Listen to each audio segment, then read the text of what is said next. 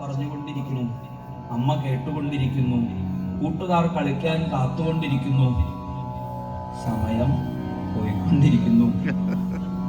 ഇങ്ങനെയുള്ള ഓരോ ദിനങ്ങളും വൃന്ദാവനത്തിൽ എങ്ങനെ അവർ കഴിച്ചുകൂട്ടിയോ അവരുടെ ദിനരാത്രങ്ങൾ പോലെ നമുക്കും ശ്രീകൃഷ്ണ സ്മരണ ചെയ്തുകൊണ്ട് കഴിച്ചുകൂട്ടാൻ സാധിക്കട്ടെ.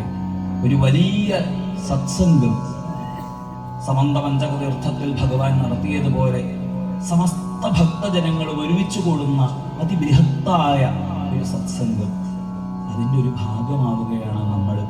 എത്രയോ കാലങ്ങൾക്ക് ശേഷം നിണമൊഴുകിയ ഈ വലിയ മണൽത്തട്ട് ഇന്നിതാ ധാരാളം സജ്ജനങ്ങളുടെ പാദസ്പരിശം കൊണ്ട് അമൃത സമാനമായി തീർന്നിരിക്കുന്ന നിളാനദിയുടെ കരപല്ലവങ്ങളേറ്റവും ശുദ്ധമായി തീർന്നിരിക്കുന്നു.